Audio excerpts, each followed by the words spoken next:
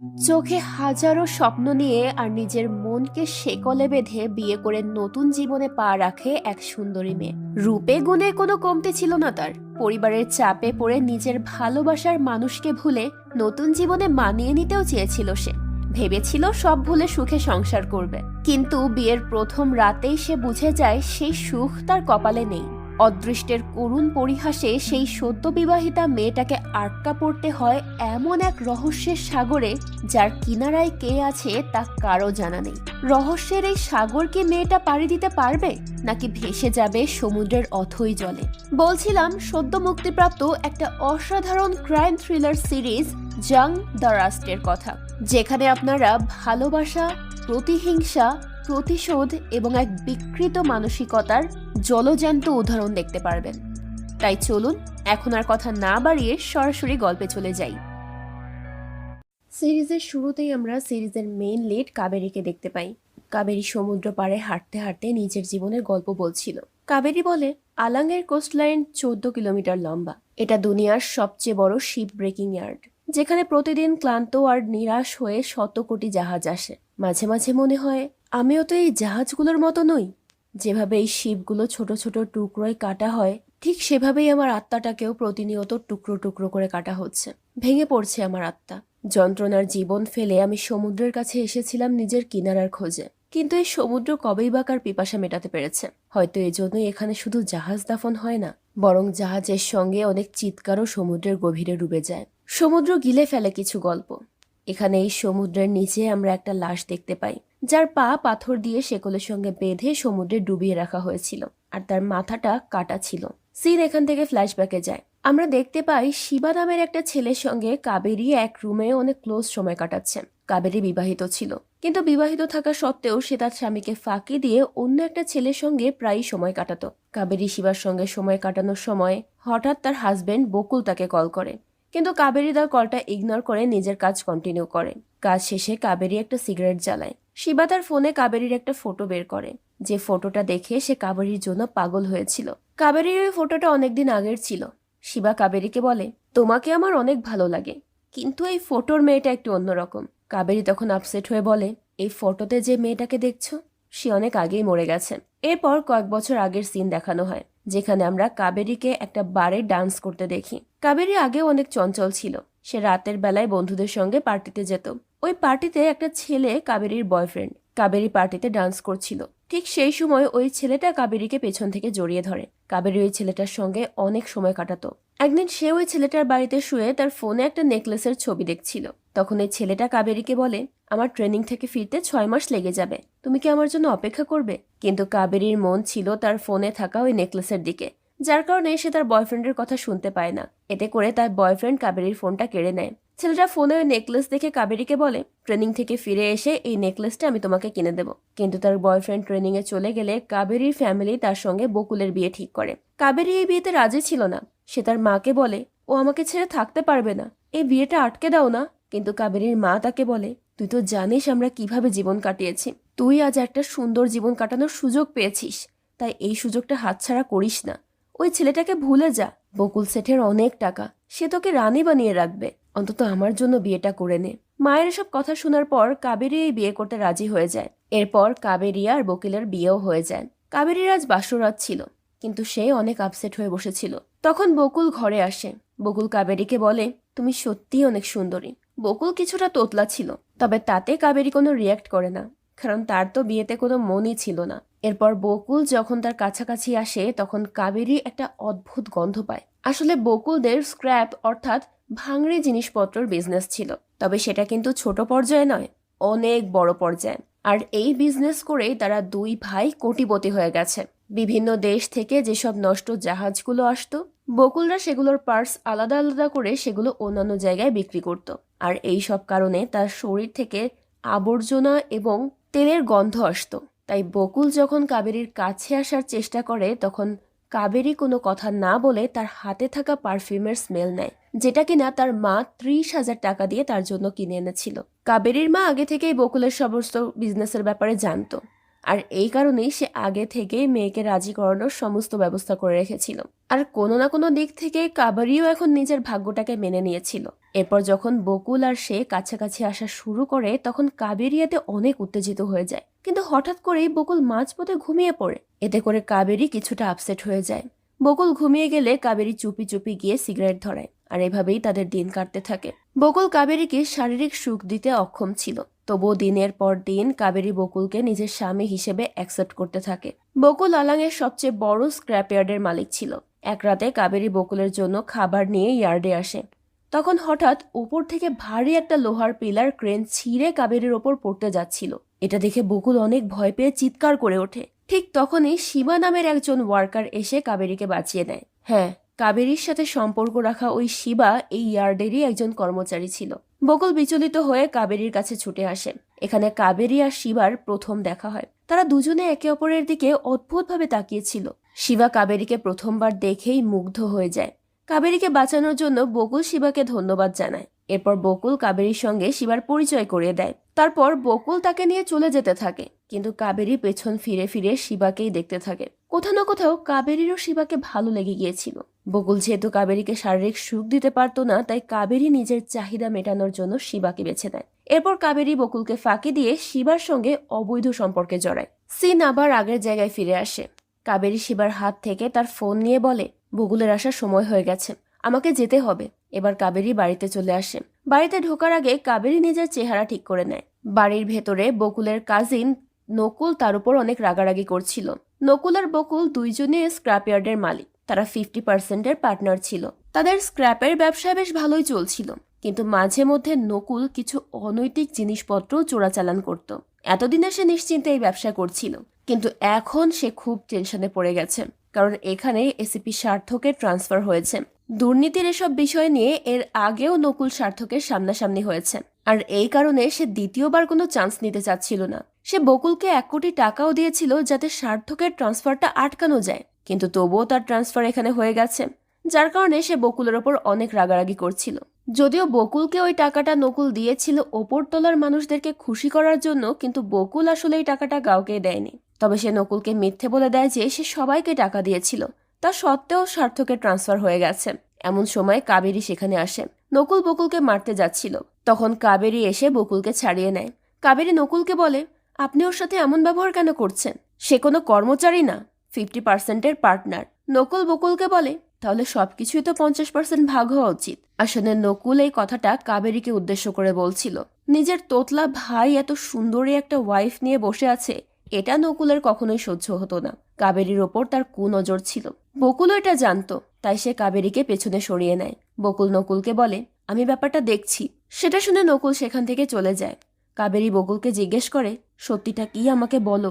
বকুল তখন তার ব্যাগ থেকে একটা নেকলেস বের করে কাবেরীকে দেয়, আর বলে, আমি যেহেতু তোমাকে স্বামী হিসেবে পুরো সুখ দিতে পারি না, তাই ভাবলাম তোমার জন্মদিন উপলক্ষে একটা ভালো গিফটই দেই। নেকলেসটা দেখে কাবেরী অনেক খুশি হয়। বকুল তখন নেকলেসটা কাবেরীকে দিয়ে তাকে অ্যাডভান্স হ্যাপি বার্থডে উইশ করে। কাবেরী বকুলকে জড়িয়ে ধরে।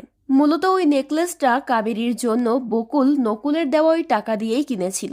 যাই হোক, কাবেরী উপলব্ধি করতে পারে যে বকুল তাকে অনেক ভালোবাসে, কিন্তু সে কিনা শিবার সঙ্গে সম্পর্কে জড়িয়ে বকুলকে ধোঁকা দিচ্ছে। এই অপরাধ বোধ থেকে কাবেরী সিদ্ধান্ত নেয় যে সে শিবার সঙ্গে ব্রেকআপ করবে। এজন্য পরদিন কাবেরী শিবার বাড়িতে যায়। আজ কাবেরীর বার্থডে ছিল। শিবা তাকে বার্থডে উইশ করে গলায় একটা চেইন পরিয়ে দেয়, আর তার সঙ্গে ক্লোজ হওয়ার চেষ্টা করে। কাবেরী শিবাকে কিছু বলতে চায়, কিন্তু শিবা তার কথা ইগনোর করতে থাকে, যার ফলে কাবেরী তাকে ধাক্কা দিয়ে সরিয়ে দেয় আর বলে, আমরা আজকের পর থেকে আর দেখা করতে পারবো না। শিবা এর কারণ জিজ্ঞেস করলে কাবেরী বলে, এসব অন্যায়, আমি আমার হাজবেন্ডের সঙ্গে অন্যায় করছি।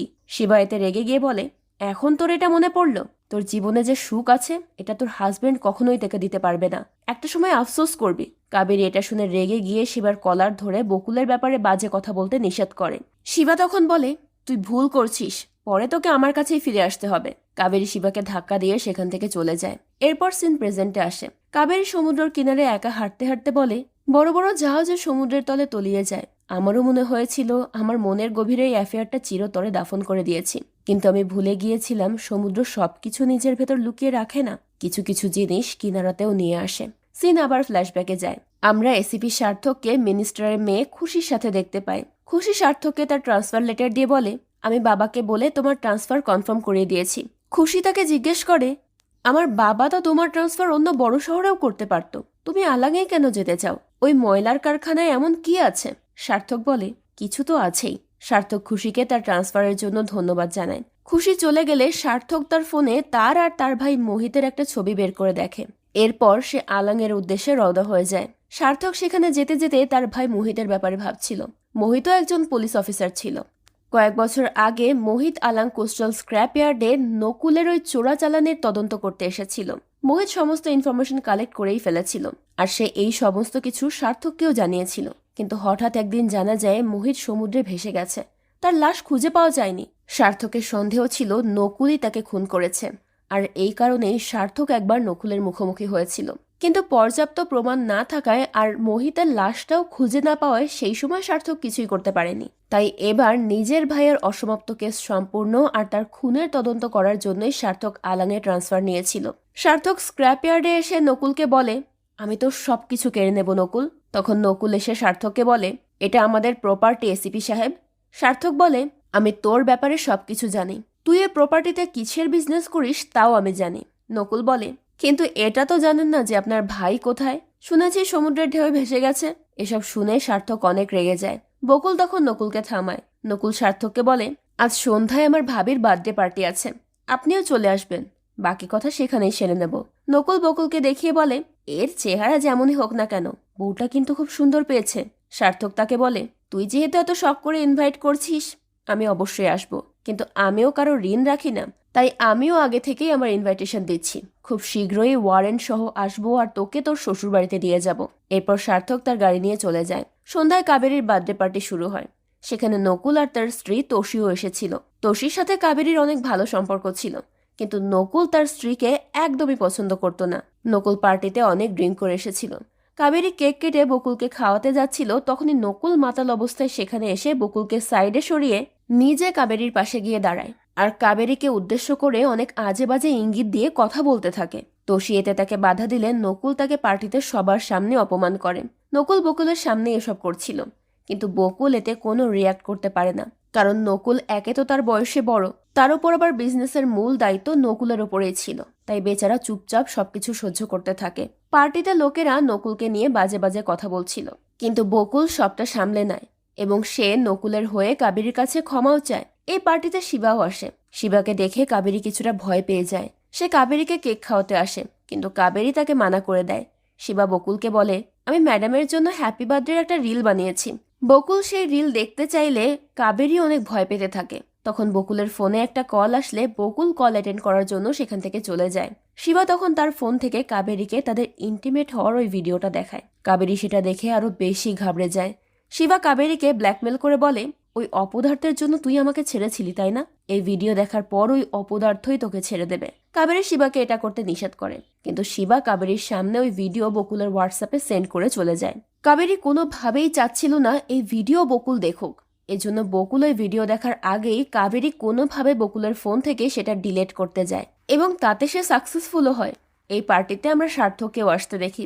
সার্থক এখানে কাবেরীকে দেখে অনেক অবাক হয়। আসলে এই সার্থকই ছিল কাবেরীর সেই এক্স বয়ফ্রেন্ড। সার্থক পুলিশ ট্রেনিং এ যাওয়ার পরেই কাবেরীর বিয়ে হয়ে গিয়েছিল।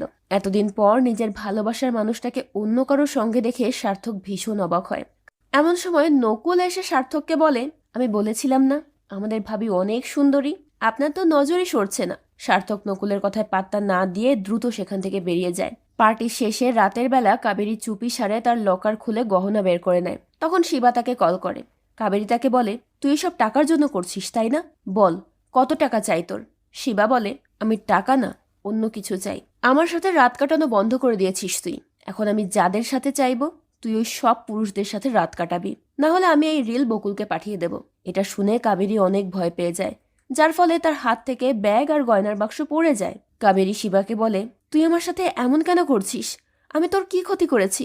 শিবা, তুই আমার সঙ্গে এমনটা করিস না। কিন্তু শিবা কাবেরীর কোনো কথার উত্তর না দিয়ে ফোনটা কেটে দেয়। এরপর আমরা একটা লোককে ফ্রিজ থেকে মদের বোতল বের করতে দেখি, আর ওই ফ্রিজের ভেতরেই রাখা ছিল শিবার কাটা মাথা। লোকটা মদের বোতল নিয়ে ফ্রিজটা আটকে ফেলে। যদিও এখানে ওই লোকটার মুখ দেখানো হয় না, তবে এটা নিশ্চিত যে কাবেরীকে শিবা নয় বরং এই লোকটাই ব্ল্যাকমেল করছিল। কিন্তু এই লোকটা কে, এর উত্তর জানতে হলে আমাদেরকে পরদিন কাবেরী শিবার সঙ্গে দেখা করার জন্য স্ক্র্যাপ ইয়ার্ডে যায়। কাবেরী সেখানে শিবাকে দেখতে না পেয়ে চারপাশে খুঁজতে থাকে। তখন বকুল তার সামনে এসে তাকে জিজ্ঞেস করে, তোমার কি শিবার সঙ্গে কোনো দরকার ছিল? কাবেরী বকুলকে হঠাৎ দেখে চমকে যায়। কাবেরী বকুলকে মিথ্যে বলে যে, আমি তো তোমার জন্য খাবার এনেছিলাম, আমি ভেবেছি তুমি ব্যস্ত, তাই শিবার হাতে খাবার দিতে চেয়েছিলাম। কাবেরীকে চিন্তিত দেখে বকুল তাকে এর কারণ জিজ্ঞেস করে। কাবেরী বকুলকে শিবা আর তার ব্যাপারে বলতে চাচ্ছিল, তখনই একটা লোক এসে বকুলকে জানায় নকুল তাকে ডাকছে, যার ফলে কাবেরী আর শিবার ব্যাপারটা তাকে বলতে পারে না। বকুল নকুলের কাছে গেলে নকুল তাকে বলে, সামনের সোমবার চেন্নাই থেকে মাল নিতে আসবে, সবকিছু রেডি থাকে যেন, কোনো ভুল না হয়, আর এই ডিলটা যেন অবশ্যই হয়। তখনই সেখানে বিজনেসম্যান কৃষ্ণা রেড্ডি আসে। সে নকুলের থেকে তার স্ক্র্যাপ ইয়ার্ডটা 50 কোটি টাকায় কিনে নিতে চায়, কিন্তু বকুল সরাসরি তাকে মানা করে দেয়। নকুলও তার কথায় সায় দিয়ে বলে, আমরা স্ক্র্যাপের বিজনেস করি, স্ক্র্যাপ ইয়ার্ডের না। কৃষ্ণা রেড্ডি তখন নকুলের ড্রাগ বিজনেসের সঙ্গে পার্টনারশিপ করতে চায়। নকুল সেটা শুনে রেগে গিয়ে বলে, এখানে কোনো রকম ড্রাগের বিজনেস হয় না, আর এসব ঝামেলায় আমাদেরকে ফেলবেও না। রেড্ডি এতে অনেক রেগে গিয়ে বলে, আমি তোমাকে সম্মান দিচ্ছি আর তুমি আমাকে অসম্মান করছো? আমি এক্ষুনি খুঁজে বের করব কোথায় কোথায় তোমার পাউডার আছে আর সেগুলো কিভাবে লেনদেন করো, আর তারপর পুলিশ বাকি বিষয়টা সামলে নেবে। এটা বলেই রেড্ডি চলে যেতে থাকে। তখন বকুল রেড্ডিকে আটকে তাকে বুঝিয়ে বলে, আপনি শুধু শুধু রাগ করছেন, আপনি আজ হোটেলে আরাম করুন, নকুল ভাই আপনার জন্য সব ব্যবস্থা করে রেখেছে, আপনি আরাম করুন, কাল সকালে আপনার সঙ্গে ঠান্ডা মাথায় কথা হবে। রেড্ডিও তার কথা শুনে খুশি হয়ে চলে যায়। এরপর বকুল বাড়ি গিয়ে ফুল দিয়ে তার ঘরটা সাজায়। কাবেরী তার ঘরে এসে এত ফুল দেখে অনেক অবাক হয়। বকুল কাবেরীকে বলে, তুমি 2 দিন ধরে অনেক মন খারাপ করে আছো, তাই তোমার মুড ঠিক করার জন্য এসব করেছি। বকুল আজ কাবেরীকে নিয়ে একটা রেস্টুরেন্টে যেতে চায়। কাবেরীও তাতে রাজি হয়ে যায়। এরপর বকুল সেখান থেকে বের হয়ে গেলে কাবেরীর ফোনে একটা ভয়েস নোট আসে। সেখানে কেউ একজন তাকে বলে, আজ রাত 8টায় হোটেল পার্ক প্যালেসের 206 নম্বর রুমে আসবে, ভুলেও কোনো রকম চালাকি করার চেষ্টা করবে না। এটা শুনে কাবেরী অনেক আপসেট হয়ে যায়। কাবেরী ধরে নেয় শিবাই তাকে ব্ল্যাকমেল করছে, আর এটা নিয়ে কাবেরী অনেক চিন্তায় পড়ে যায়। তাকে চিন্তিত দেখে বকুল তাকে জিজ্ঞেস করে তার কি হয়েছে। কাবেরী তাকে মিথ্যে বলে যে তার শরীর খারাপ লাগছে, সে আজ বাইরে যেতে পারবে না। বকুল তখন কাবেরীকে ঘরে রেস্ট নিতে বলে। বকুল বলে, আমার ইয়ার্ড থেকেও কল এসেছিল, একটা কাজ আছে, তোমার শরীর বেশি খারাপ থাকলে আমি যাব না। কিন্তু কাবেরী তাকে কাজে যেতে বলে, যার ফলে বকুলও তার কাজে চলে যায়। এদিকে শিবার নিখোঁজ হওয়ার খবরটা সার্থকের কাছে পৌঁছে গিয়েছিল, যার ফলে সার্থক তার ফোর্স নিয়ে ইয়ার্ডে চলে আসে। সার্থক চারিদিকে সার্চ করছিল। নকুল তাকে জিজ্ঞেস করে এখানে সে কেন এসেছে। সার্থক বলে, একজন বৃদ্ধ মা কমপ্লেন করেছে তার ছেলে শিবা গায়েব হয়ে গেছে। এই জায়গার ওপর নজর তো আমার আগে থেকেই ছিল, আজ সুযোগটাও পেয়ে গেছি। নকুল সার্থককে বলে, শিবা আমার এমনিতেও পছন্দ ছিল না, কিন্তু তার মানে এই না যে আমি তাকে খুন করেছি। সার্থক বলে, শিবা যে মরে গেছে এটা তো আমি বলিনি, তুমি কিভাবে জানলে? তখন বকুল বিষয়টা সামলানোর জন্য বলে, আমরা তো এটাও জানতাম না যে শিবা নিখোঁজ, এখন আপনি যেহেতু বললেন তাই তাকে খুঁজতেই হবে। সার্থক নকুলকে বলে, তোমার কাজিনটাকে যতটা বোকা মনে হয় সে কিন্তু ততটা বোকা নয়। পুলিশ চারিদিকে সার্চ করেও শিবাকে কোথাও খুঁজে পায় না। নকুল তখন সার্থককে বলে, তোমার এমন খোঁজাখুঁজির কারণেই পচা লাশের সংখ্যা বেড়ে গেছে। না, কাজে তোমার একদমই মন নেই। আমি তোমাকে পার্টিতে দেখেছিলাম, তোমার চোখ তো আমাদের সুন্দরী ভাবির উপর একেবারে আটকেই গিয়েছিল। তবে তুমি অন্য কাউকে খুঁজে নাও, কারণ আমার ভাই কিন্তু তার সঙ্গে পার্মানেন্ট রেজিস্ট্রি করে নিয়েছে। এসব শুনে সার্থক রেগে তার বাড়িতে চলে যায়। সার্থক তার আলমারির ভেতর তার আর কাবেরীর সমস্ত ছবিগুলো যত্ন করে রেখেছিল। সার্থক সেগুলো বের করে কাবেরীর সঙ্গে কাটানো মুহূর্তগুলো মনে করতে থাকে। 6 মাসের ট্রেনিং এর কারণে সে তার ভালোবাসার মানুষটাকে হারিয়ে ফেলেছিল। কাবেরীর কথা ভেবে সে অনেক আপসেট হয়ে পড়ে। তখনই রেড্ডি সার্থককে কল করে বলে, আপনি নকুল তোলানের পাউডারের বিজনেসের ব্যাপারে তথ্য চান? আমার কাছে কিন্তু একদম তাজা খবর আছে।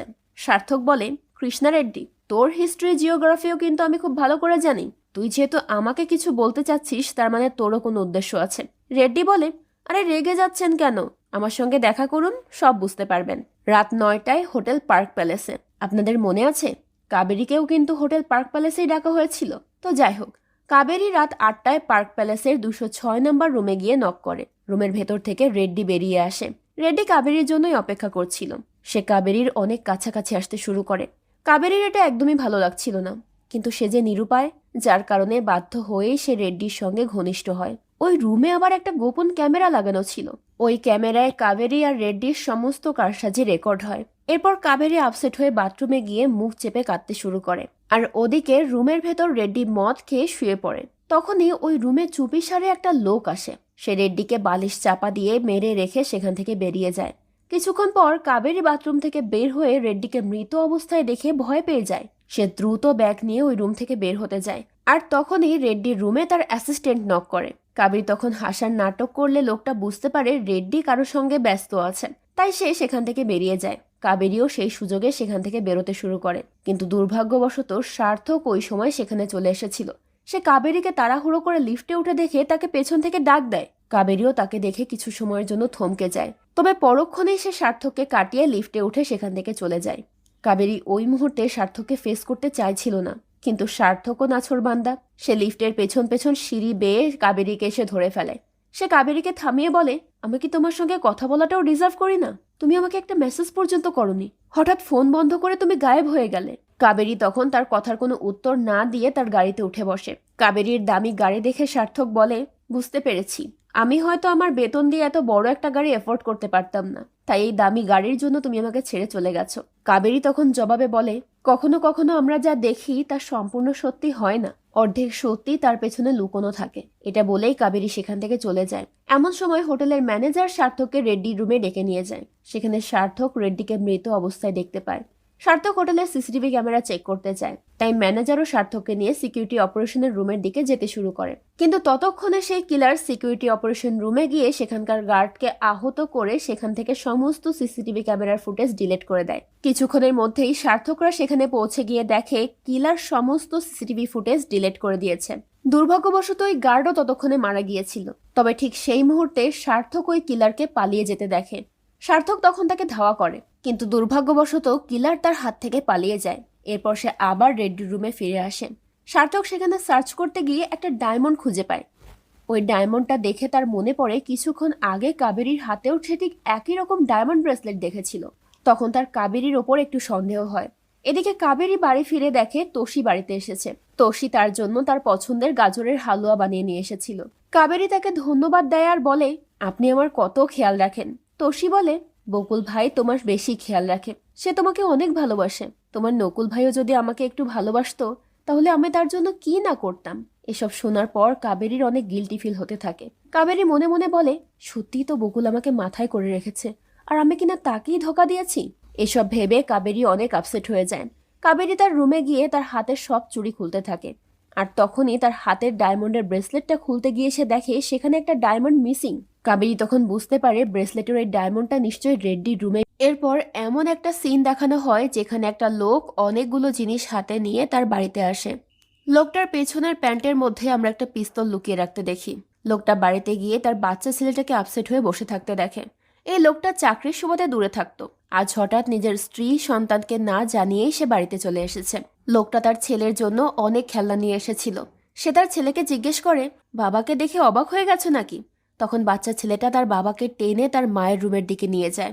লোকটা সেখানে তার স্ত্রীকে অন্য একটা লোকের সঙ্গে ঘনিষ্ঠ অবস্থায় দেখে ফেলে। নিজের স্ত্রীকে পরপুরুষের সঙ্গে দেখে সহ্য করতে না পেরে প্যান্টের পেছন থেকে ওই বন্দুকটা বের করে নিজের স্ত্রী সহ তার প্রেমিককে গুলি করে হত্যা করে মেরে ফেলে লোকটা। এই দৃশ্য জানালা দিয়ে ওই ছোট্ট বাচ্চা ছেলেটা দেখে। স্ত্রীকে মারার পর লোকটা জানালার কাছে এসে গ্লাসের হাত রাখে। তখন তার হাতের উপর ছেলেটাও হাত রাখে। লোকটা তার ছেলের চোখের সামনেই নিজের উপর গুলি চালিয়ে সুইসাইড করে নেয়। এরপর সিন এখানেই কাট হয়ে যায়, আর বকুলের বাড়ির দৃশ্য দেখানো হয়। আজ বকুলের বাবা মায়ের মৃত্যুবার্ষিকী ছিল, এজন্য পুজোর আয়োজন করা হয়েছিল। বকুল তার বাবা মায়ের ছবির সামনে বসেছিল। বকুলের বাবা মায়ের ছবি দেখে আমরা বুঝতে পারি যে ওই বাচ্চা ছেলেটা আসলে বকুলই ছিল। বকুল তার বাবা মায়ের ছবির সামনে বসে তার ছোটবেলার ঘটনাটা মনে করছিল।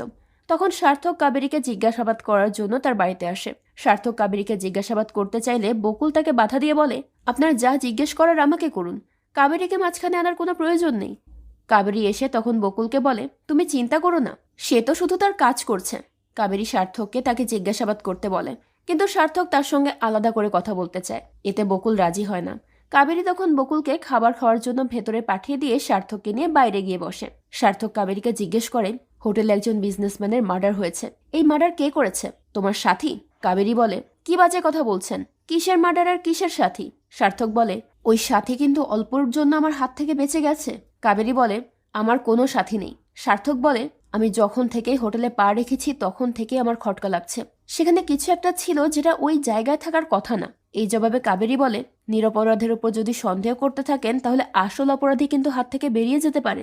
আমি আমার ফ্রেন্ডের সঙ্গে ওখানে দেখা করতে গিয়েছিলাম, আর কিচ্ছু না। সার্থক তখন তার পকেট থেকে ওই ডায়মন্ডটা বের করে কাবেরীকে দেখায় আর বলে, ম্যাডাম, আমি আপনার কথা বলছি না, আমি এটার কথা বলছি। আপনার কি কিছু মনে পড়লো? এমন একটা ডায়মন্ড ব্রেসলেট তো আপনার হাতেও আছে, সেটা দেখান। কাবেরী তখন একদম চুপচাপ বসেছিল। সার্থক নিজেই কাবেরীর হাত চেক করতে শুরু করে। সে দেখে কাবেরীর হাতের ব্রেসলেটে সবগুলো ডায়মন্ড ঠিকঠাকই আছে, যা দেখে সে ভীষণ অবাক হয়। আসলে কাবেরী আগে থেকেই তার ব্রেসলেটের ডায়মন্ডটা ফিক্স করে ফেলেছিল, যার কারণে সার্থক বিভ্রান্ত হয়ে যায়। তখন কাবেরী সার্থককে বলে, পুলিশের ডিউটিটা কি জনতার সুরক্ষার জন্য, নাকি ডিউটির বাহানায় পরনারীর হাত ধরার জন্য? এটা শুনে সার্থক অনেক রেগে যায়। সে তার হাত ছেড়ে দেয়। তখনই সেখানে বকুল এসে কাবেরীকে জিজ্ঞেস করে, সবকিছু ঠিক আছে তো? কাবেরী বকুলকে বলে, সব ঠিক আছে, জিজ্ঞাসাবাদ করাও হয়ে গেছে, এসিপি স্যার এখন চলে যাবেন। সার্থক এটা শুনে কাবেরীর দিকে রাগী চোখে তাকায়। তখন সার্থকের ফোনে একজন অফিসার কল করে জানায় শিবার কল ডিটেলস চলে এসেছে, আর তার কলের লাস্ট লোকেশন নকুল তোলানির বাড়িতে। সার্থক এটা শুনে অনেক খুশি হয়, কারণ ফাইনালি সে শিবার কেসের একটা আশার আলো দেখতে পেয়েছে এবং নকুলকে ধরারও একটা সুযোগ পেয়েছে। সার্থক কনফিডেন্সের সঙ্গে কাবেরীকে বলে, নকুল আমাকে আপনার বার্থডে পার্টিতে স্পেশালি ইনভাইট করেছিল, আজ তার বাড়িতে পার্টি আছে, তাই আপনাদের দুজনকে ইনভাইট করছি। এরপর রাতের বেলা সার্থক তার পুরো টিমকে নিয়ে নকুলের বাড়িতে সার্চ করতে পৌঁছে যায়। নকুল সার্থককে বলে, তুমি আলাঙে নতুন, তাই হয়তো এটা জানো না, এটা আমার বাড়ি, আর এখানে ঢোকার জন্য সবার পারমিশন লাগে। সার্থক বলে, আমার কাছে খবর আছে শিবা গায়েব হওয়ার আগে এখানে এসেছিল, দুজন লোক তাকে এখানে ঢুকতে দেখেছে, আমার কাছে তার ফোনের লাস্ট লোকেশনও আছে, আর সার্চ ওয়ারেন্টও আছে। নকুল সার্থককে বলে, শিবা আমার জন্য কাজ করত, এখানে তো আসবেই। তখন সেখানে বকুল আর কাবেরীও চলে আসে। তোষী বকুলের কাছে এই বিষয়টা সামলাতে বলেন। বকুল সার্থককে বাধা দিতে গেলে সার্থক তাকে বলে, সরকারি কাজে বাধা দেওয়ার পরিণতি কি সেটা নিশ্চয়ই জানেন। সার্থক এরপর তার ফোর্স নিয়ে বাড়ির ভেতরে ঢুকে সার্চ শুরু করে। পুলিশ সারা বাড়ি সার্চ করে সার্থককে জানায় সেখানে একটা ছোট্ট স্টোর রুম আছে, যেটায় তালা লাগানো। সার্থক নকুলের কাছে স্টোর রুমের চাবি চাইলে নকুল বলে যে ওই স্টোর রুম তো বহু বছর ধরে বন্ধ আছে, ওখানে কিছুই নেই। কিন্তু সার্থক তার কথায় পাত্তা না দিয়ে ওই স্টোর রুমের তালা ভাঙতে বলে। এতে নকুল অনেক রেগে গিয়ে সার্থককে হুমকি দিতে শুরু করে। বকুল তখন নকুলকে বলে, তুমি শান্ত হও, ওখানে যেহেতু কিছুই নেই তাহলে চেক করুক, ক্ষতি কি? নকুল বলে, ঠিক আছে। নকুল সার্থককে বলে, যাও, তবে ওখানে গিয়ে তুমি কিছুই খুঁজে পাবে না, ঠিক যেভাবে আজ পর্যন্ত তুমি তোমার মৃত ভাইয়ের লাশ খুঁজে পাওনি। সার্থক রেগে গিয়ে নকুলের কলার ধরে বলে, আর একবার যদি তোর নোংরা মুখে আমার মৃত ভাইয়ের নাম শুনি তাহলে তোকে টুকরো টুকরো করে ফেলবো। সার্থকের পর স্টোর রুম চেক করে। সেখানে একটা ফ্রিজ অন দেখে সার্থক নকুলকে জিজ্ঞেস করে, তুই তো বলেছিলি স্টোর রুম বন্ধ, তাহলে এই ফ্রিজটা অন কেন আছে? নকুল বলে, আমি কি জানি, আর 2-1 পয়সা বিদ্যুৎ বিল বেশি আসলে এতে আমার কিছু যায় আসে না। সার্থক এরপর ফ্রিজটা চেক করতে গিয়ে ভেতরে শিবার কাটা মাথা দেখতে পায়। এই দৃশ্য দেখে সবাই হতবাক হয়ে যায়, আর সবাই তখন নকুলের দিকে সন্দেহের চোখে তাকায়। এরপর সার্থকের টিমের একজন অফিসার এসে নকুলকে হাতে হাত করা পড়ায়। নকুল বলে, আমাকে ফাঁসানো হয়েছে, কিন্তু সার্থক তার কোনো কথা শুনে না। বকুল তাকে আটকানোর অনেক চেষ্টা করে। তখন নকুল তাকে বলে, ও কিচ্ছু শুনবে না, সে তার ভাইয়ের মৃত্যুর প্রতিশোধ নেওয়ার সুযোগ পেয়েছে। এরপর নকুল সার্থককে বলে, আমি আমার ব্যবসার কসম খেয়ে বলছি, আমি তোর ভাইকে বা শিবাকে কাউকে মারিনি, এই কাবেরী সব করেছে, ওই আসল খুনি, ওর সম্পদের লোভের কারণে ও এই সব ঘটনা ঘটাচ্ছে, ও আসার পর থেকে আমাদের সংসারটা একবার ধ্বংস হয়ে গেছে। বকুল এসব শুনে বলে, তুমি কাবেরীর উপর দোষ দিচ্ছ কেন? নকুল বলে, তুই তোর স্ত্রীকে চিনিস না, আমি অনেকবার ওকে শিবার সঙ্গে সময় কাটাতে দেখেছি। কিন্তু বকুল সেসব কথা বিশ্বাস করে না। সে বলে, তুমি চিন্তা করো না, স্টোর হাউসে কাটা মাথা পাওয়া গেছে বলে এটা প্রমাণ হয় না যে তুমিই খুনটা করেছো। পুলিশ নকুলকে অ্যারেস্ট করে নিয়ে যায়। নকুল যাওয়ার সময় কাবেরীকে বলে, সবকিছু তোর জন্য হয়েছে, যেদিন থেকে তুই এই বাড়িতে এসেছিস সবকিছু এলোমেলো হয়ে গেছে। বকুল কাবেরীকে বুঝিয়ে বলে, নকুল ভাই এখন অনেক ট্রমাটাইজড হয়ে গেছে, তাই তার কথায় কিছু মনে করো না। এরপর ফরেন্সিক টিম শিবার মাথা ইনভেস্টিগেশন করে সার্থককে জানায় যে শিবার 3 দিন আগে মারা গেছে। এটা শুনে কাবেরী অনেক অবাক হয়, কারণ 3 দিন আগে শিবা কাবেরীকে কল করে বলেছিল টাকার বদলে সে অন্য কিছু চায়, আর কাবেরী ভেবেছিল শিবাই তাকে ব্ল্যাকমেল করছে। কিন্তু শিবা তো মারা গিয়েছিল, তাহলে এসব কে করছে? কাবেরী এটা নিয়ে অনেক চিন্তায় পড়ে যায়। এদিকে স্টোর রুমে ওই কিলারকে আমরা দেখতে পাই। কিলার ল্যাপটপে রেড্ডি আর কাবেরীর হোটেল রুমের ভিডিও দেখছিল। এখানেও আসল খুনির মুখ দেখানো হয় না। পরদিন বকুল নকুলকে ছাড়ানোর জন্য একজন উকিল হায়ার করেন, যা কাবেরীর একদম ভালো লাগে না। কাবেরী এতে আপত্তি করলে বকুল বলে, সে যেমনই হোক না কেন, সে তো আমার ভাই, তার বাবা মাই আমাকে বড় করেছে, আমি তাকে জেলে পৌঁছতে দিতে পারি না।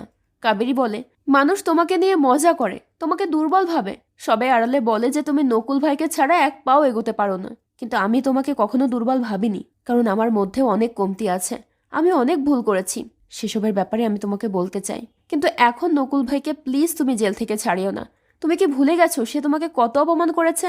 আমাকেও সে সম্মান করে না। তাকে আমাদের জীবনে আর ফেরত আসতে দিও না। এমন সময় বকুলের ফোনে একটা কল আসে। বকুল কলটা রিসিভ করে কিছু কথা বলে। এরপর কাবেরী বকুলকে জিজ্ঞেস করে, তুমি আমাকে ভালোবাসো না? বকুল মাথা নেড়ে স্বীকার করে। তখন কাবেরী বলে, তুমি যা বলবে আমি তাই করব। সব সময় আমি তোমার পাশে থাকবো। শুধু একটাবার আমার কথা শোনো, নকুল ভাইকে ছাড়িও না। এরপর আবার বকুলের কাছে ওই উকিলের কল আসে। বকুল তার সঙ্গে কথা বলে কাবেরীকে এসে বোঝায় যে, দেখো, এত সব কিছুর মধ্যে তোষী ভাবের কি দোষ আছে? তার জন্য হলেও আমাকে ভাইকে ছাড়াতেই হবে। এটা শুনে কাবেরী আপসেট হয়ে যায়। সে আর কিছুই বলতে পারে না। এরপর বকুল বেরিয়ে যায়। কাবেরী আর শিবার ব্যাপারে নকুল অনেক কিছুই জানত, যার কারণে কাবেরী চাইছিল না নকুল জেল থেকে ছাড়া পাক। বকুল চলে যাওয়ার পর সার্থক কাবেরীকে কল করে বলে, শিবার কল লিস্টের একটা নাম্বারে সে অনেকবার কল করেছে। আপনি নিশ্চয়ই জানেন নাম্বারটা কার? কাবেরী বুঝতে পারে সার্থক শিবার ফোনে তার নাম্বারই পেয়েছে। সার্থক বলে, আমার সঙ্গে দেখা করো, এটা তোমার জন্যই ভালো হবে। কাবেরী তখন সার্থকের সঙ্গে দেখা করতে যায়। সার্থক কাবেরীকে বলে, আমি জানি না তুমি কি কি করছো, কিন্তু সমস্ত প্রমাণ কিন্তু তোমার দিকে ইশারা করছে। কাবেরী সার্থককে জানায়, শিবা বকুলের ডান হাত ছিল। বকুলের ভুলে যাওয়ার রোগ আছে, সবকিছুতেই সে তার সাহায্য নিত। এই কারণে শিবারও বকুলের বাড়িতে আসা যাওয়া ছিল। সার্থক জিজ্ঞেস করে যে নকুল তাকে কেন ঘৃণা করে। কাবেরী জানায়, নকুল জানে তার সব উদ্দেশ্য আমি বুঝতে পারি, আর এই জন্য আমি তাকে বকুলের থেকে বেশি সুবিধা নিতে দেই না, আর এটা তার একদমই ভালো লাগে না। সার্থক কাবেরীকে বলে, তুমি আমাকে হেল্প করো, ওর বিরুদ্ধে আমাকে প্রমাণ এনে দাও। স্ক্র্যাপইয়ার্ডের আড়ালে অনেক বড় ড্রাগের র্যাকেট চালাচ্ছে। শুধু তাই নয়, ও আমার বড় ভাই মোহিতকেও মেরে ফেলেছে। নকুল অনেক বড় ক্রিমিনাল। যদি আমরা তাকে না থামাই তাহলে সে আমাদেরকে শান্তিতে বাঁচতে দেবে না। তাকে জেলে পাঠাতে আমাকে সাহায্য করো। এদিকে নকুল জেলের ভেতরে অনেক বিচলিত ছিল। সেখানে একজন আসামি নকুলের কাছে ড্রাগ চায়। নকুল এতে অনেক বিরক্ত হয়। ওই আসামি নকুলকে বলে, একটা কাজের কথা বলি, কিন্তু নকুল তার কথায় পাত্তা দেয় না। লোকটা নিজে নিজেই বলে, জাহাজের পেটে কালো তেল, আর কালো তেলের মধ্যে তোমার সাদা পাউডারের খেলা। এটা শুনে নকুল অনেক রেগে যায়। সে ওই লোকটাকে মারতেই যাচ্ছিল, তখন লোকটা তাকে থামিয়ে দিয়ে বলে, আমি আপনার কোনো ক্ষতি করব না, আমার কাছে আপনার জন্য একটা খবর আছে। নকুল সেই খবরটা জানতে চাইলে ওই আসামি তার কাছে ড্রাগ চায়। এখন ড্রাগ তো আর নকুলের কাছে ছিল না, তাই সে তার হাতের আংটিটা খুলে ওই লোকটাকে দিয়ে দেয়। লোকটা আসলে চোর ছিল। তো সে বলে, এখানে আসার আগে আমি আপনার ইয়ার্ডে লোহা চুরি করতে গিয়েছিলাম। হঠাৎ সেখানে আমি কিছু আওয়াজ পাই। আমি চেক করার জন্য উঠে সেই দিকে যাই। সেখানে আমি কিছু লোককে ড্রাগের প্যাকেট ট্রাঙ্কে ভরতে দেখে সবকিছু বুঝতে পেরে যাই। তারা আপনার মাল চুরি করেছিল। আপনি আন্দাজ করুন তো চোরটা কে? নকুল তাকে জিজ্ঞেস করে, কে সে? লোকটা জানায়, সে আর কেউ নয়, বরং আপনার তোতলা ভাই বকুল। সে আপনার পেছনে ছুরি চালাচ্ছে। এটা শুনে নকুল অনেক অবাক হয়। আসলে নকুল এই ড্রাগের ব্যাপারে কিছুই জানতো না। আর বকুল, যাকে কিনা নকুল এতদিন সাধাসিধে একেবারে বোকাশোকা ভাবতো, সে নকুলের আড়ালে এত বড় একটা র্যাকেট চালাবে, এটাও নকুল ভাবতে পারছিল না। এদিকে কাবেরী সার্থককে বলে, বকুলই আমার একমাত্র অবলম্বন, আমার আশার আলো। কিন্তু নকুল অনেক ডেঞ্জারাস। ও যদি জানতে পারে যে আমি তার বিরুদ্ধে তোমাকে সাহায্য করেছি, তাহলে আমার রাগ সে বকুলের ওপর মেটাবে। বকুল অনেক ভালো মানুষ, তার এই ভালো মানুষই তাকে অনেক দুর্বল করে দেয়। সে নিজেকে এসব থেকে বাঁচাতে পারবে না। ওদিকে বকুল আর তোষী নকুলের জামিন করতে গিয়েছিল। ফাইনালি বকুল নকুলের জামিন করায়, কিন্তু নকুল তো বকুলের ব্যাপারে সত্যিটা জেনে গিয়েছিল, যার কারণে সে জেল থেকে বের হয়ে রেগে বকুলকে বলে, জামিন করাতে এত দেরি হয়? সব কাজ তুই ধীরে ধীরে করিস। নকুল রেগে গিয়ে বকুলকে গালি দেয়। তবে নকুল যে বকুলের ব্যাপারে সত্যিটা জানতে পেরেছে সেটা বকুলকে বুঝতে দেয় না। এরপর বকুল বাড়িতে গেলে কাবেরী তাকে বলে, আমাকে ক্ষমা করে দিও, আমার বোঝা উচিত ছিল। নকুল ভাই আমাদের সাথে যাই করুক না কেন, তোমাকে তো তোমার দায়িত্ব পালন করতেই হবে। আমি তোমাকে কি না কি বলে দিয়েছি, আমি তোমাকে অনেক কষ্ট দিয়েছি, আমাকে প্লিজ ক্ষমা করে দাও। বকুল বলে, ক্ষমা চাওয়ার কোনো প্রয়োজন নেই, আমি তোমাকে অনেক ভালোভাবে বুঝি।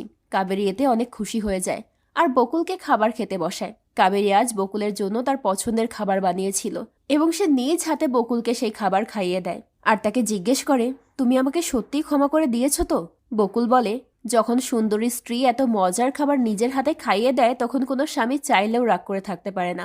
কাবেরী বকুলের কথায় অনেক খুশি হয়ে যায়। বকুল বলে, এসবের চক্করে অফিসের অনেক কাজ বাকি পড়ে গেছে, আমি সেসব আজকে শেষ করব, তুমি ঘুমিয়ে পড়ো, আমার ঘুমাতে একটু দেরি হবে। তাই কাবেরী তার কথা মতো ঘুমোতে চলে যায়। কিন্তু তার খুব গিল্টি ফিল হচ্ছিল। সে মনে মনে বলে, বকুল এত দ্রুতই আমার সব অন্যায় ভুলে গেল। নকুল ভাই আমার ব্যাপারে এত সব আজে বাজে কথা বললেও বকুল একটা প্রশ্ন করেনি। আর আমি তার কর্মচারীর সাথে অ্যাফেয়ার করেছি, তাকে ধোকা দিয়েছি। আর এখন আমি নিজের পাপের জালে নিজেই ফেসে গেছি। আমি তো এটাও জানি না যে কে আমাকে হুমকি দিচ্ছে আর কেনই বা দিচ্ছে। এরপর আমরা রাতের বেলা আবারও সেই কিলারকে কম্পিউটারে কাবেরীর ভিডিও দেখতে দেখি। ওই কিলার এবার সেই ভিডিও দেখছিল যেটা শিবার ফোনে ছিল। আর এখানেই প্রথমবারের মতো কিলারের ফেস রিভিল করা হয়। আর আমরা দেখতে পাই ওই কিলার আসলে আর কেউ নয়, বরং কাবেরীর হাজবেন্ড বকুল ছিল। এই বকুলই সেদিন শিবার ফোন থেকে ওই ভিডিও আগে থেকে দেখে ফেলেছিল। আর তারপর সে কাবেরীকে ব্ল্যাকমেল করেছে। কাবেরী নিজের অন্যায়ের জন্য ভেতরে ভেতরে অনেক গিল্টি ফিল করছিল, কিন্তু সে তো জানে না সে তার হাজবেন্ডকে যতটা সাদাসিধে ভাবে তার হাজবেন্ড আসলে ততটা সাদাসিধে নয়। তার সহজ সরল মুখোশের আড়ালে লুকিয়ে আছে এক ভয়ঙ্কর মুখ। এদিকে বকুল একটা নির্জন আন্ডার কনস্ট্রাকশন বাড়িতে যায়, যেখানে সে কাবেরীর মাকে বন্দি করে রেখেছিল। সেখানে সে তার ফোনের ভিডিও অন করে তার শাশুড়িকে বলে, দেখুন আপনার মেয়ে আপনাকে দেখছে, তাকে হাই বলুন। বেচারি মহিলার মুখ বাধা থাকার কারণে সে কিছুই বলতে পারছিল না, শুধু কেঁদেই যাচ্ছিল। বকুল তখন তার মুখ খুলে তার ফেভারিট গুজরাটি খাবার ফাফড়া খাওয়াতে গেলে তার শাশুড়ি জিজ্ঞেস করে, জামাই বাবা তুমি কেন আমার সাথে এমন করছো? বকুল তখন একটু বিরক্তির স্বরে বলে, এই কেনর উত্তর তো অনেক বড়, ওসব বাদ দিন। আপনি ভাবুন এখন যদি আপনি মারা যান তাহলে আর শেষ সময় আফসোস করতে হবে না যে নিজের পছন্দের খাবারটা খেতে পারেননি। এই বলে সে তার শাশুড়ির মুখে ফাফড়া ঠেসে দেয়। পরদিন কাবেরী বারবার তার মাকে ফোন করছিল, কিন্তু কোনোভাবেই তাকে ফোনে পাচ্ছিল না। এরই মাঝে সে দেখে বকুল নিজের হাতে তার জন্য পছন্দের সব খাবার রান্না করেছে। সেটা দেখে কাবেরী বেশ ইমপ্রেস হয়ে যায়। বকুল তাকে খুব যত্ন করে খাবার খাওয়াচ্ছিল। এমন সময় সেখানে নকুল আর তোষী চলে আসে। নকুল বকুলকে উদ্দেশ্য করে বলে, সুন্দরী বউকে পেয়ে ভাইকে ভুলে গেছিস? সেটা শুনে বকুল বলে, এভাবে কেন বলছো ভাই, তোমরাও বসো। নকুলের মনে তো আগে থেকেই বকুলের জন্য রাগ ছিল। সেই রাগে সে ইচ্ছে মতো খাবার নিতে শুরু করে। তোষী তাকে আটকাতে গেলে নকুল তাকে ধমক দিয়ে চুপ করিয়ে দেয়। এরপর সে বকুলকে উদ্দেশ্য করে বলে, তোর কি মনে হয় শিবার কাটা মাথাটা আমার আউট হাউসে কিভাবে এলো? আউট হাউসের 3টে চাবি, একটা তো আমার কাছে থাকে, একটা সব সময় তোষীর কোমরে থাকে, আর একটা তোর কাছে থাকে। এটা শুনে বকুল একটু ঘাবড়ে যায়। কাবেরী এটা বিরোধিতা করতে গেলে বকুল তাকে থামিয়ে দিয়ে নকুলকে বলে, ভাই তুমিই তো পুরনো ফাইল আউট হাউস থেকে এনে দিতে বলেছিলেন, আমি ফাইল এনে চাবি তোমাদের বাড়িতে রেখে এসেছি। নকুল তখন পরিস্থিতি সামলে নিতে বলে, আরে আমি তো মজা করছিলাম। এই বলে সে তোষীকে নিয়ে চলে যায়। আর যাওয়ার সময় বকুলকে হুমকি দিয়ে বলে, তোর দিকে কিন্তু আমার নজর আছে, যদি কোনো উল্টোপাল্টা কাজ করার চেষ্টা করিস তাহলে তোর পরিণতি অনেক খারাপ হবে। এই কথায় কাবেরী ভীষণ রেগে যায়, কারণ তার মনে হচ্ছিল তার সাদাসিধে স্বামীকে নকুল সবসময় হেনস্থা করে। তাই সে বকুলকে বলে, তুমি এখন আর 10 বছরের মা বাবা হারা বাচ্চা নও, আমি এখন আছি তোমার সাথে, আর তোমার সাথে আমি ঢাল হয়ে থাকবো। এই কথা বলে কাবেরী চলে যায়। অবশ্য আজকে নকুলের কথাগুলো বকুলেরও সহ্যের সীমা ছাড়িয়ে গিয়েছিল, তাই সে বলে, এবার তোমার একটা ব্যবস্থা করতেই হবে। এদিকে কাবেরী এসে কাজের লোকের সঙ্গে বাড়ি পরিষ্কার পরিচ্ছন্নতায় ব্যস্ত হয়ে পড়ে। তখন বকুলের টেবিল গোছাতে গিয়ে সে একটা বক্সের মধ্যে নকুলের আউট হাউসের চাবিটা খুঁজে পায়। সে সন্দেহবশত বকুলকে গিয়ে জিজ্ঞেস করে, সে যদি চাবিটা ফিরিয়ে দিয়ে এসে থাকে তাহলে চাবিটা তার কাছে কিভাবে এলো? সে কি কিছু লুকাচ্ছে? বকুল তখন বিষয়টা সামলানোর জন্য কাঁদো কাঁদো কণ্ঠে বলে, আমি তোমাকে স্বামী হিসেবে সুখ দিতে পারিনি বলে সবসময় তোমার মন ভালো রাখার চেষ্টা করি। অন্তত এমন একটা বন্ধুত্বপূর্ণ সম্পর্ক তৈরি করতে চেয়েছি যাতে আমরা একে অপরের উপর ভরসা করতে পারি, কিন্তু আমি হয়তো তোমার বিশ্বাস অর্জন করার ক্ষেত্রেও হেরে গেছি। তার এসব কথা শুনে কাবেরীও ইমোশনাল হয়ে পড়েন আর নিজের সন্দেহও ভুলে যায়। বকুল তখন বলে, আমি চাবিটা ফেরত দিতেই গিয়েছিলাম, কিন্তু রাস্তায় এত কাজ পড়ে গিয়েছিল যে পরে আমার মনে নেই। কাবেরীও তার কথাই মেনে নেয়। এদিকে সার্থক ঘুমের ঘোরে হঠাৎ তার ভাই মোহিতের মৃত্যুর কথা ভেবে ভয়ে জেগে ওঠে। আর তখনই তার কাছে একটা ভয়েস মেসেজ আসে, যেখানে বলা হয়েছে, কতদিন আর ভাইয়ের শোকে কাতর হয়ে থাকবে, যাও ভাইকে ইনসাফ দাও। আরও কিছু কথা বলা হয়েছিল বটেই, তবে সেগুলো আমরা একটু পরে জানতে পারবো। মেসেজটা পেয়েই সার্থক তার টিমকে নিয়ে পৌঁছে যায় নকুলদের স্ক্র্যাপ ইয়ার্ডে। সেখানে গিয়ে পাগলের মতো মোহিতের লাশ খুঁজতে শুরু করে, কারণ ওই ভয়েস মেসেজে বলা হয়েছে লাশ স্ক্র্যাপ ইয়ার্ডেই কোথাও আছে। অনেক খোঁজাখুঁজির পর ফাইনালি তারা মোহিতের লাশটা একটা কেমিক্যালের ড্রামের মধ্যে থেকে উদ্ধার করে। ওদিকে বকুল নকুলের গ্রেফতারির তামাশা দেখার জন্য অপেক্ষা করতে থাকে। ভাইয়ের লাশ দেখে সার্থক ভীষণভাবে ভেঙে পড়ে। এরই মাঝে নকুল এসে যখনই বলে, কি হচ্ছে এসব, তখনই সার্থক রেগে গিয়ে তাকে পেটাতে শুরু করে। নকুল রাগের মাথায় তাকে হুমকি ধমকি দেওয়ার চেষ্টা করলে সার্থকের মাথা আরো বেশি গরম হয়ে যায়। সার্থক এবার পুরোপুরি নিশ্চিত যে শিবা আর মোহিতকে নকুলই মেরেছে, কিন্তু নকুল সেটা অস্বীকার করে। সে সার্থককে বোঝানোর চেষ্টা করে যে সে কাউকে খুন করেনি, তাকে ফাঁসানোর চেষ্টা করা হচ্ছে, কিন্তু সার্থক তার কথা শুনে না। সে তার কাছে পাঠানো ভয়েস রেকর্ডিংটা নকুলকে শোনায়, যেখানে বলা হয়েছিল নকুলই তোমার ভাইকে মেরেছে, আর তার লাশটাও ওই স্ক্র্যাপ ইয়ার্ডের আশেপাশেই কোথাও লুকিয়ে রেখেছে। কারণ দূরে কোথাও যাওয়ার শক্তি নেই নকুলের, তার শিরায় শিরায় শুধু অলসতা ভর্তি। নকুল কিছুই বুঝে উঠতে পারছিল না এই ভয়েস রেকর্ডিংটা কে পাঠালো। সার্থক তাকে অ্যারেস্ট করে নিয়েই যাচ্ছিল, তখনই সেখানে বকুল এসে বিষয়টা সামলানোর চেষ্টা করে। সে সার্থককে নকুলের কাছ থেকে সরিয়ে নিয়ে যায়, কিন্তু নকুলকে বাঁচানোর বদলে উল্টো সে নানা কথায় সার্থককে উস্কানি দিতে থাকে নকুলকে অ্যারেস্ট করার জন্য। সে মোহিতের খুনের বিষয়টা নিয়ে সার্থককে নকুল সিম্প্যাথি দেখাতে থাকে। ওদিকে নকুলের ততক্ষণে একটা বিষয় মনে পড়ে যায় যে এই শিরায় শিরায় অলসতার কথাটা সব থেকে বেশি সে বকুলের মুখেই শুনেছে।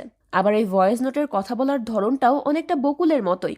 সেখান থেকেই নকুল নিশ্চিত হয়ে যায় যে বকুলই তার বিরুদ্ধে ষড়যন্ত্র করছে, আর তাই তার আসল সত্য সামনে আনার জন্য সে পৌঁছে যায় বকুলের অফিসে। এমন সময় হঠাৎ সার্থকের কাছে কাবেরীর ফোন আসে। সে মোহিতের লাশ পাওয়ার খবর শুনে বেশ কষ্ট পেয়েছিল এবং সে জানতো সার্থকের অবস্থাও ভালো না, তাই সে নিজেই সার্থকের সঙ্গে দেখা করতে চায়। সার্থক তখন তাকে অফিসে আসতে বলে নিজেও দ্রুত অফিসের উদ্দেশ্যে রওনা হয়ে যায়। আর যাওয়ার সময় বকুলকে উদ্দেশ্য করে বলে, তোমরা দুই ভাই একই রকম ক্রিমিনাল, আমি একদিন হাতে নাতে সব প্রমাণ করব। এই বলেই সার্থক চলে যাওয়ার পর বকুল হঠাৎ লক্ষ্য করে নকুল আশেপাশে নেই। এটা দেখে সে একটু অবাক হয়। ওদিকে নকুল বকুলের অফিস থেকে অনেক রকম ইনফরমেশন পায়। সেখানে সে বকুলের নামে সমস্ত প্রপার্টির কাগজ দেখতে পায়, যেগুলো নকুলের মৃত্যুর পর সে নিজের নামে করানোর আগে ভাগে ব্যবস্থা করে রেখেছিল। শুধু তাই নয়, সেখানে নানা ধরনের অ্যাডাল্ট হ্যান্ডকাফ এবং অনেক পেনড্রাইভও ছিল। সেগুলোর মধ্যে একটা পেনড্রাইভ ওপেন করা মাত্রই নকুলের চোখ একেবারে ছানা পড়া হয়ে যায়, কারণ সেখানে ছিল শিবা আর কাবেরীর সেই গোপন ভিডিও। এসব দেখে তো নকুলের মাথায় একেবারে হাত উঠে যায়। এমন সময় তোষী তাকে তার খাওয়া দাওয়ার খোঁজ নেওয়ার জন্য ফোন করলে নকুল রেগে গিয়ে বলে, এদিকে বকুল আমার অজান্তে এসব কাণ্ড কারখানা করে রেখেছে যা দেখে আমার মাথা খারাপ হয়ে যাচ্ছে, আর তুমি আছো তোমার খাবার নিয়ে, রাখো ফোন।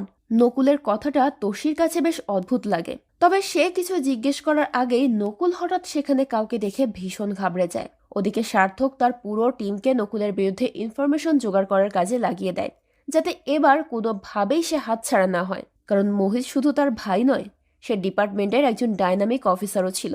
তার কথা মতো সবাই কাজে লেগে পড়ে। আর ঠিক সেই সময় কাবেরীও সেখানে এসে উপস্থিত হয়। সে সার্থককে বলে, তুমি নিজেকে একা মনে করো না, আমি তোমার পাশে আছি। আমি জানি মোহিত ভাইকে তুমি কতটা ভালোবাসতে। কাবেরীর সান্ত্বনায় সার্থকও অনেক ইমোশনাল হয়ে পড়ে। কিন্তু ঠিক সেই মুহূর্তে হঠাৎ তার কাছে একটা অচেনা নাম্বার থেকে ভিডিও পাঠানো হয়, আর সেই ভিডিওটা ছিল কাবেরী আর শিবার সেই গোপন ভিডিও। এটা দেখে সার্থক হতবাক হয়ে যায়। কাবেরী তাকে বোঝানোর চেষ্টা করে যে সে যেমনটা ভাবছে বিষয়টা তেমন নয়, কিন্তু সার্থক তার কোনো কথা শোনে না। সে বলে, তুমি এতটা নিচে নামতে পারো আমি কখনো ভাবতেও পারিনি। তোমার মতো মেয়েরা শুধুমাত্র ছেলেদেরকে ব্যবহারই করতে জানে। আমি নিশ্চিত এখনো তুমি আমার কাছে সান্ত্বনা দিতে আসোনি, সান্ত্বনার নামে সুবিধা নিতে এসেছো। তোমার মতো চরিত্রহীন মেয়েদের বেঁচে থাকার কোনো অধিকার নেই। এই কথা বলে সার্থক সেখান থেকে চলে যায়। তার কথাগুলো শুনে কাবেরী ভীষণ কষ্ট পায়, কিন্তু তার বলার কিছুই ছিল না। ওদিকে আমরা দেখতে পাই নকুল আসলে যাকে দেখে ঘাবড়ে গিয়েছিল সে আর কেউ নয়, বরং বকুল ছিল। সে নকুলকেও তার এসব কারসাজি নিয়ে ভুলভাল বোঝানোর চেষ্টা করে, কিন্তু তাতে কোনো লাভ হয় না। নকুল তাকে বলে, আমার সাথে তুই যা করেছিস সেগুলোর কথা বাদই দিলাম, কিন্তু তুই কেমন স্বামী যে কিনা নিজেই নিজের ওয়াইফকে অন্য পুরুষদের সঙ্গে রাত কাটাতে বাধ্য করিস, আর সেটার ভিডিও দেখে মজাও নিস। তবে আমার একটাই আফসোস, তুই এই কাজের জন্য নিজের ভাইকে যোগ্য মনে করলি না। একবার নিজের বউকে আমার হাতে তুলে দিয়ে দেখতে পারতি। বকুল তখনও তাকে বোঝানোর চেষ্টা করে, তবে নকুল তাকে সবার সামনে এক্সপোজ করার হুমকি দিলে বকুল তার নাকে মুখে ড্রাগসের প্যাকেট ঠেসে ধরে। এতে নকুল নেশার ঘোরে একেবারে মাতাল এবং দুর্বল হয়ে যায়, আর ওই অবস্থায় বকুল তাকে স্ক্র্যাপইয়ার্ডে নিয়ে গিয়ে সমুদ্রে ফেলে দেয়। পরদিন নকুলের লাশটা তীরে ভেসে ওঠে, আর একদল জেলে সেটা দেখে পুলিশকে খবর দেয়। পুলিশ পৌঁছানোর কিছুক্ষণের মধ্যেই বকুল সেখানে এসে হাউমাউ করে কান্না জুড়ে দেয়। সেটা দেখে তাদের এক কর্মচারী বলে ওঠে, এতদিন নকুল বকুলকে পায়ের নিচে রাখত, কখনোই তাকে গুরুত্ব দেয়নি, আর আজ দেখো বকুল সব কিছুর একাই মালিক হয়ে গেল। কথাটা শুনে সার্থকের মনে একটু। এদিকে কাবেরী তার মাকে ফোনে না পেয়ে তাদের বাড়ির কাজের মেয়েকে ফোন করে জিজ্ঞেস করে, মায়ের ফোন কি নষ্ট হয়ে গেছে? এতদিন ধরে ফোন করছি, তার কোনো খোঁজ নেই। তখন তার কাজের মেয়ে বলে, আমিও 2-3 দিন ধরে বাড়িতে গিয়ে ফিরে এসেছি, হয়তো বাড়িতে নেই। সেটা শুনে কাবেরী একটু চিন্তায় পড়ে যায়। এরই মাঝে বকুল বাড়ি ফিরে আসলে কাবেরী তাকে জিজ্ঞেস করে নকুলের মৃত্যুর কারণ জানা গেছে কিনা। বকুল বলে না। তখন কাবেরী বলে, যতই তার স্বভাব খারাপ থাকুক না কেন, দিন শেষে আমাদের আপন মানুষই তো ছিল। সে এভাবে মারা যাবে কখনো ভাবতে পারিনি। আমার তো তোষী ভাবেকে নিয়ে চিন্তা হচ্ছে, না জানি বেচারি কি অবস্থায় আছেন। এই কথা শুনে বকুল কান্নায় ভেঙে পড়ে। কাবেরী তাকে সান্ত্বনা দিয়ে সেখান থেকে চলে যেতে চাইলে বকুল তাকে আঁকড়ে ধরে বলে, আমাকে ছেড়ে যেও না, সবাই আমাকে ছেড়ে চলে গেছে, তুমি অন্তত আমার সাথে থাকো। বকুলের কান্না আর তার সরলতা দেখে কাবেরী আবারও অপরাধ বোধে ভুগতে শুরু করে। বকুল তাকে মনমরা দেখে জিজ্ঞেস করে, তুমি কি আমাকে কিছু বলতে চাও? কি হয়েছে?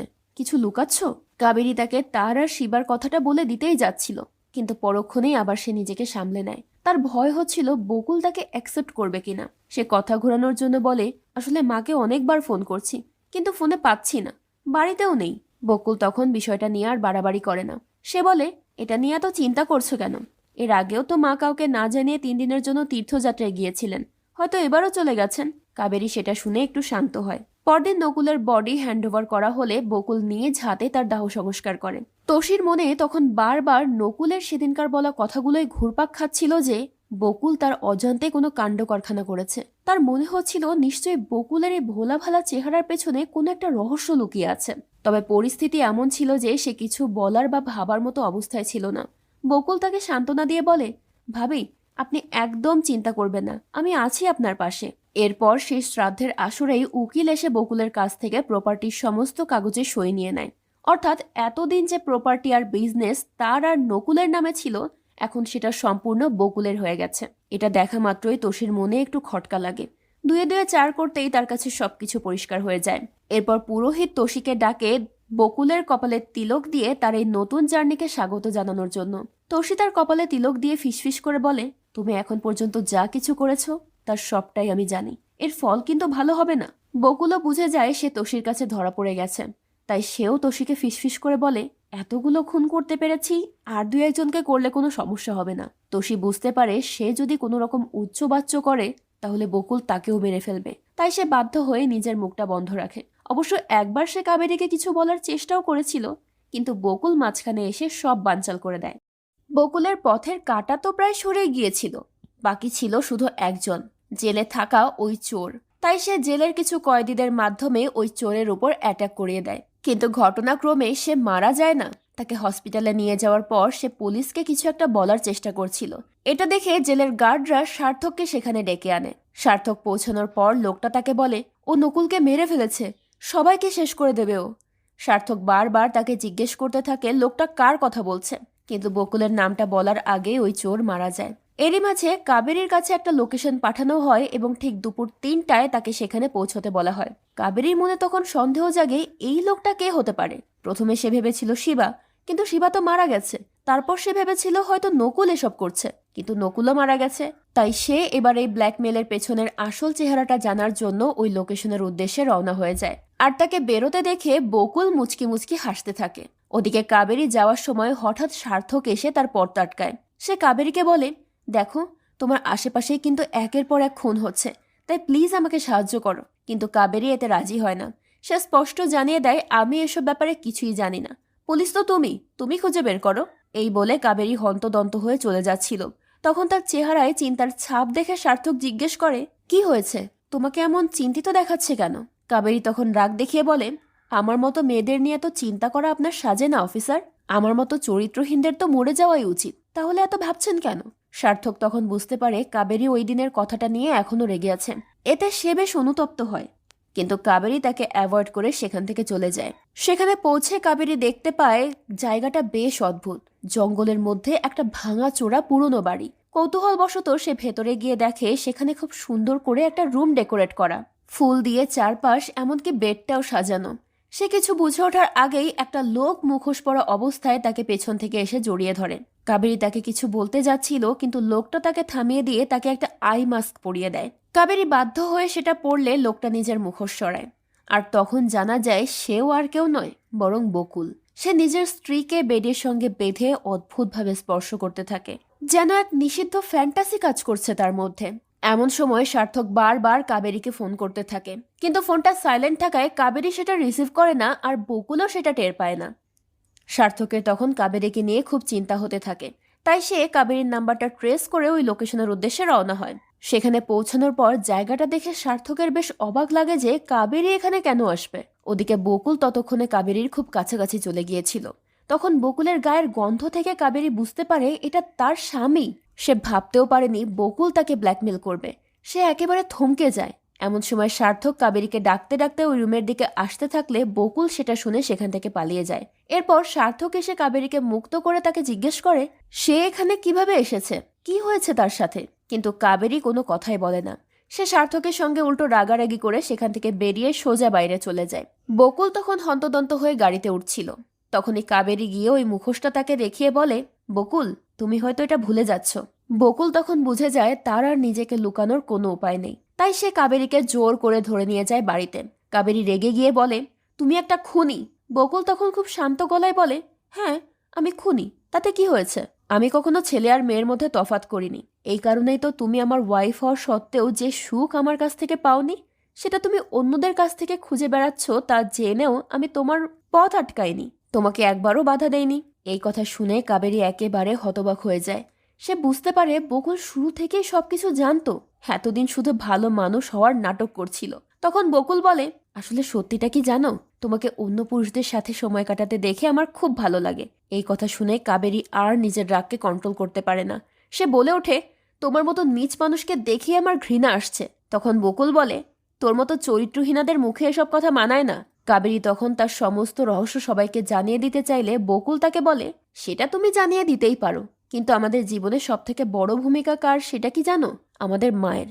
এখন তুমি কি চাও তোমার কোনো কাজের কারণে তোমার মায়ের কোনো ক্ষতি হোক? এটা শুনে কাবেরী থমকে যায়।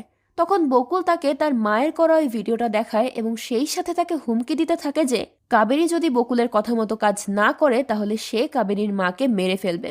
কাবেরীর কাছে তখন আর কোনো উপায় ছিল না। বকুল তাকে বলে, তোমাকে এখন থেকে আমি যখন যার সাথে ঘনিষ্ঠ হতে বলবো তোমাকে ঘনিষ্ঠ হতে হবে। কাবেরী এতে রাজি হচ্ছিল না বলে বকুল তাকে জোর দিতে থাকে। আর ঠিক সেই মুহূর্তেই সার্থক সেখানে পৌঁছে যায়।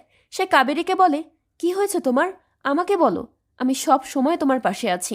তখন বকুল রেগে বলে, তুমি তোমার গার্লফ্রেন্ড নিয়ে থাকো না, আমার বউয়ের দিকে নজর দিচ্ছ কেন? সুন্দরী মেয়ে দেখে লোভ সামলাতে পারো না? কথাটা শুনে সার্থক রেগে বকুলকে মারতে শুরু করে। তখন কাবেরী এসে তাকে থামিয়ে সার্থককে বলে, তুমি আমাদের স্বামী স্ত্রীর পার্সোনাল বিষয়ে কেন নাক গলাচ্ছ?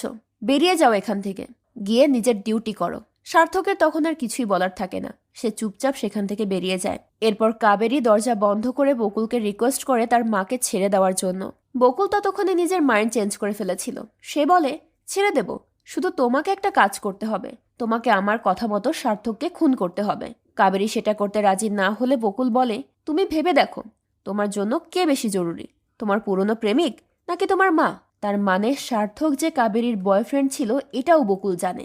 বকুল তাকে বলে, তুমি ওর সাথে সময় কাটাও, মজা করো, যা খুশি তাই করো, তাতে আমার কিচ্ছু আসে যায় না, শুধু দিন শেষে তুমি ওকে মেরে ফেলবে। কাবেরী তখন বাধ্য হয়ে বকুলের কথা মতো সার্থককে ফোন করে পরদিন একটা রেস্টুরেন্টে দেখা করতে চায়। সার্থকও তাতে রাজি হয়ে যায়, কিন্তু কাবেরী কোনো মতেই এসব করতে চাচ্ছিল না। ভীষণ অন্তর্দ্বন্দ্বে ভুগছিল সে। এমন সময় তোষী তার সঙ্গে দেখা করতে আসে। কাবেরী আবার ওই দিন মতিচুরের লাড্ডু বানিয়েছিল, তাই সে সেখান থেকে কিছু লাড্ডু তোষীকেও দিয়ে দেয়। আর সেটা দেওয়ার সময় সেখান থেকে একটা লাড্ডুর দিকে সে ইশারা করতে থাকে। দূর থেকে এটা দেখে বকুলের মনে একটু সন্দেহ জাগে, তাই সে ওই লাড্ডুর বাটি কেড়ে নিয়ে লাড্ডু খেয়ে চেক করে দেখে সবকিছু ঠিকঠাক আছে কিনা। সবকিছু ঠিকঠাক দেখে সে বাটিটা তোষীকে দিয়ে দেয় এবং কাবেরীকে হুমকি দেয় যে সে যেন কোনো রকম চালাকি করার চেষ্টা না করে। তার পরের দিন বকুল নিজ হাতে তার ওয়াইফকে তৈরি করে দেয় যাতে তাকে দেখে সার্থক আর নজর না ফেরাতে পারে। আর সেই সাথে কাবেরীর কানে একটা ব্লুটুথ হেডফোন আর তার ব্যাগে একটা সিক্রেট ক্যামেরাও লাগিয়ে দেয়, যাতে বকুল বাড়িতে বসে কাবেরীর উপর নজর রাখতে পারে। তো কাবেরী গিয়ে ওই রেস্টুরেন্টে সার্থকের সঙ্গে দেখা করে। সার্থক তাকে জিজ্ঞেস করে, কি হয়েছে তোমার, খুলে বলো আমাকে, আমি তোমাকে সাহায্য করব। কাবেরী তখন তাকে খুব সুন্দর করে বলে, আমরা কি কিছু সময় চুপ থাকতে পারি না? সব সময় এত প্রশ্ন করার কি দরকার? সার্থক তার কথা মতো চুপ হয়ে যায়। এরপর কাবেরী কথায় কথায় তার হাতের চামচটা ফেলে দিলে সার্থক সেটা উঠাতে যায়, আর সেই সুযোগে কাবেরী সার্থকের জুসের মধ্যে বিষ মিশিয়ে দেয়। সার্থক না জেনেই সেই বিষ খেলে তার দম বন্ধ হয়ে আসতে শুরু করেন। কাবেরী তখন তার কাছে ক্ষমা চেয়ে দ্রুত সেখান থেকে বেরিয়ে যায়। ওদিকে সার্থকের অবস্থা খারাপ দেখে সেখানে মানুষের ভিড় জমে যায়। বকুল এসব দেখে খুব খুশি হচ্ছিল। এরপর কাবেরী গিয়ে তাকে জিজ্ঞেস করে, কেন করালে আমাকে দিয়ে এসব? তখন বকুল বলে, এটার উত্তর জানার জন্য আমার অতীত তোমাকে জানতে হবে। আমার ছোটবেলায় আমার মা আমার বাবাকে লুকিয়ে অন্য একটা লোকের সাথে সম্পর্ক করেছিল। বাবা তাকে হাতে নাতে ধরতে পেরে দুজনকেই গুলি করে মেরে ফেলেছে। এরপর আমার চোখের সামনে নিজেও সুইসাইড করে নিয়েছে। ওই ট্রমার কারণে আমি শারীরিকভাবে অক্ষম হয়ে পড়ি। সারা জীবন আমি শারীরিক সুখের উৎস খুঁজে বেরিয়েছি, আর সেই উৎস আমি পেয়েছি তোমার আর শিবার মাধ্যমে। তুমি নিজের চাহিদা মেটানোর জন্য শিবাকে বেছে নিয়েছিলে, আর শিবা হয়তো আমাকে বেছে নিয়েছিল। তোমাদের দুজনের ভিডিও যখন আমি দেখি, তখন প্রথমবারের মতো আমি নিজের মধ্যে একটা জোশ অনুভব করি। এরপর ধীরে ধীরে তোমাদের সম্পর্ক বাড়তে থাকে, আর আমিও নিজেকে নতুন করে এক্সপ্লোর করতে থাকি। কিন্তু শিবার সাথে তোমার সম্পর্কটা শেষ করার পর আমিও শিবাকে শেষ করে দেই, আর তারপর আমি তোমাকে রেড্ডির কাছে যেতে বাধ্য করি। ওই ভিডিওগুলো আমার মধ্যকার পুরুষত্ব জাগিয়ে তুলছিল। সবশেষে যখন আমি সত্যিকার অর্থে তোমাকে অনুভব করার চেষ্টা করছিলাম, ঠিক তখনই ওই সার্থক এসে সবকিছু বানচাল করে দিল। কাবেরী তখন কাঁদতে কাঁদতে বলে, আমার মা কি দোষ করেছিল, তাকে কেন আটকে রেখেছ? বকুল বলে, কি করব বলো, আমারও খুব খারাপ লাগছে, কিন্তু শাশুড়ি মাকে আটকে না রাখলে কি তুমি তোমার প্রেমিককে খুন করতে রাজি হতে?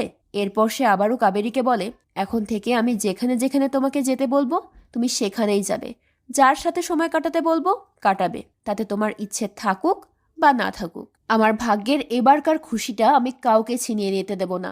তখনই পেছন থেকে সার্থক বলে ওঠে, তোর ভাগ্যে এখন শুধু জেলের 4 দেওয়াল আছে। তাকে দেখে বকুলের চোখ একেবারে চড়ক গাছ হয়ে যায়। সে ভাবতে পারছিল না মৃত মানুষ জীবিত হয়ে গেল কিভাবে। আর তখনই গল্পে আসে এক নতুন টুইস্ট। আসলে ওই রাতে লাড্ডুগুলোর মধ্যে কাবেরী একটা চিরকুট লুকিয়ে তোষিকে দিয়েছিল, যেখানে লেখা ছিল, আপনার আর আমার সাথে যা কিছু হচ্ছে সেগুলোর জন্য বকুল দায়ী। আপনি এই চিরকুটটা নিয়ে গিয়ে সার্থককে দেখান, ও সব বুঝে যাবে। তোষি তার কথা মতো চিরকুটটা সার্থককে দিলে সার্থকও সবকিছু বুঝতে পারে। আর পরদিন কাবেরীর সঙ্গে দেখা করতে এসে তার প্ল্যান অনুযায়ী বিষ খেয়ে মারা যাওয়ার নাটক করে। ওই কথা শোনার পর বকুল কাবেরীর মাথায় পিস্তল ঠেকিয়ে সার্থককে ব্ল্যাকমেল করতে শুরু করে, কারণ সে খুব ভালো করেই জানতো সার্থকের মনে এখনও কাবেরীর জন্য ফিলিংস আছে। সার্থক তখন তার হাতের পিস্তলটা ফেলে দেয়।